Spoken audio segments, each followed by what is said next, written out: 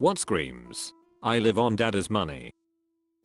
I cannot go out tomorrow. I have to work. Just tell your boss that you want to do it. Don't be afraid of him. Who does he think he is? It happened to me. He works in his father's company. Had an employee once who was fresh out of grad school. Paid him $60K. He drove a brand new $120,000 car, lived in a $4,000 per month penthouse, wore all bespoke clothing, etc. His salary was definitely a blip on his financial radar. It was wild. People who claim to be financially independent, but have never had a job. A friend of mine I met at school has ridiculously rich parents and has never had a job in her life. Her parents not only pay for her $3,000 per month apartment, but she also miraculously has money to blow whenever we go out. She eats out every day, is always buying new clothes, and even just bought a new Louis Vuitton bag on her trip to abroad. While we've been friends only about 2 years, she just got her first job at a popular clothing store, working 15 hours a week, and worked there for about 2 months before deciding to quit because it was too draining with school. I keep telling her it's gonna be hard to find a career with little to no actual work experience. When they don't understand financial restrictions. There have been a few people I've met who never really thought about not having enough money to do something. Anything from fixing a car to going out to eat. If you say you can't do something because you're broke, and they respond with, just put it on your credit card, they are likely a candidate. A friend who doesn't really work much, has never made more than probably around $100,000 per year. His wife who hasn't worked in 6 years, and worked as an admin type person for maybe 3 to 4 years prior to having kids. They are currently building a multi-million-dollar home. Oh yeah, her dad owns an oil company. An old co-worker of mine, who was a super nice guy, never made any higher than $40,000. He was able to buy a house while his wife stayed home with his son, got a brand new Lexus every 2 years or so, posts pictures of him on traveling on planes all the time in first class and or a private jet. His first year at work he talked to us like all of this was common, but I think he learned pretty quickly to keep quiet about his privileged life. I used to know a girl who always complained about handouts and lazy poor people and pointless charities.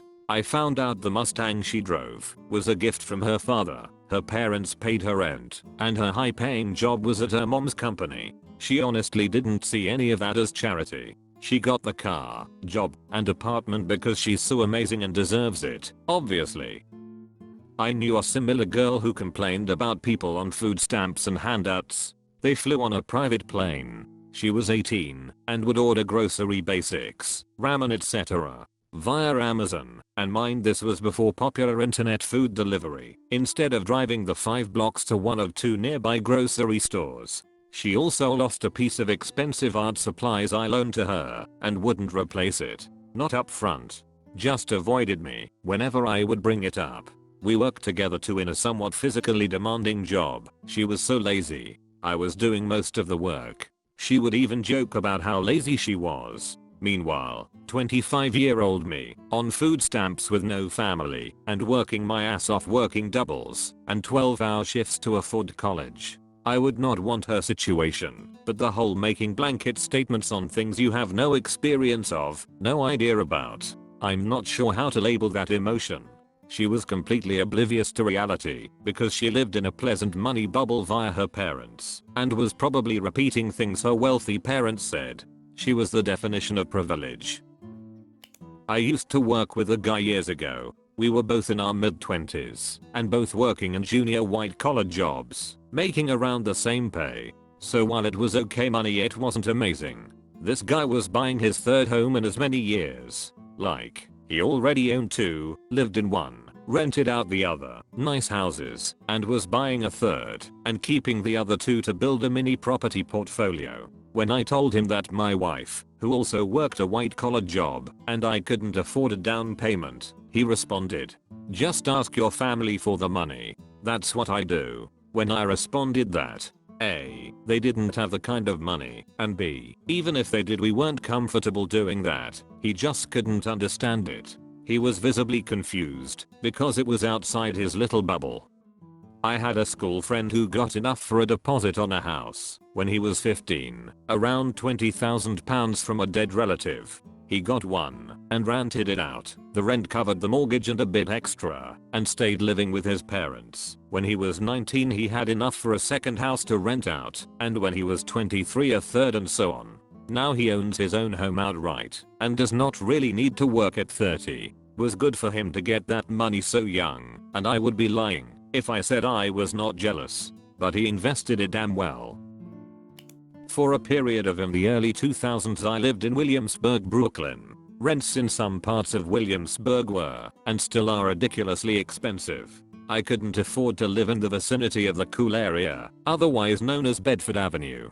Instead I roomed with 5 other people in a converted 3-bedroom apartment about a 15 to 20 minute walk away from Bedford. Every so often I'd find myself at a cafe on Bedford Avenue and see all the folk starving artists sitting there looking like they'd just rolled out of bed for hours on end. It was clear they didn't have anywhere they needed to be. Rents for a 1-bedroom apartment on or near Bedford were often north of $2,000 per month, and that was in 2001/2002. No way in hell you're 18 to 22 years old and paying your own bills working part-time if you live there.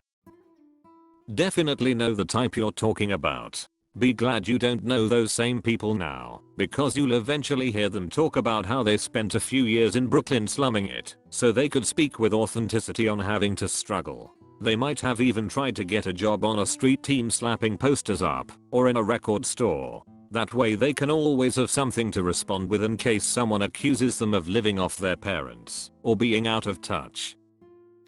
Income disparity really bitch smacked me when I got out of school. When all of my friends graduated and moved on, most of us hung around the city we went to school near.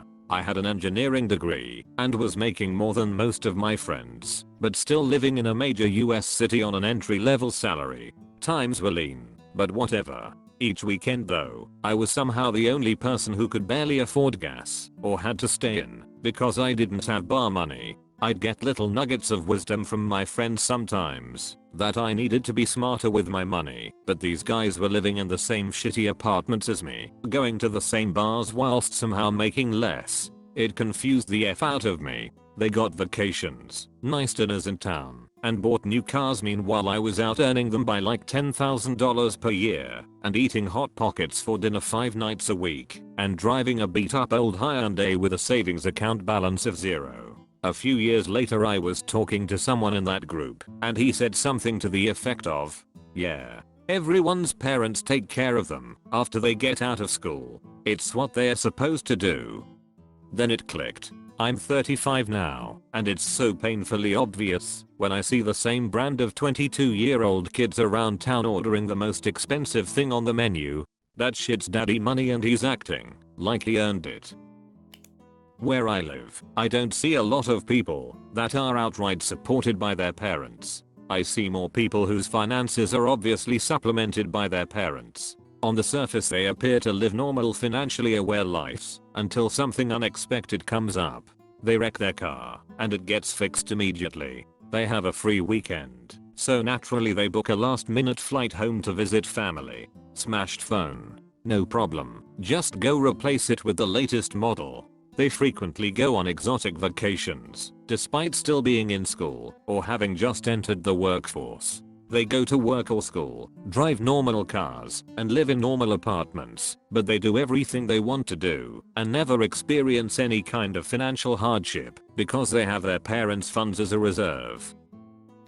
Basically everybody who thinks there is nothing wrong with the economy and that simply getting any job still works. Those people usually do work, but always of some sort of indirect huge benefit. I had a friend who became an engineer after busting his ass in tech school for years, for example, but he never tells people how during that time his parents let him live in their vacant apartment they owned, or how he never had to get a car or worry about taking public transit because they just gave him cars they paid off. They weren't rich, but my friend likes to say anyone can do what I did, but it isn't even remotely true. Most people would have failed utterly without those benefits, if they even managed to get started in the first place. These guys always forget their bonus money. That's it for today. Thanks for watching. Do all the YouTube stuff and I'll see you all tomorrow.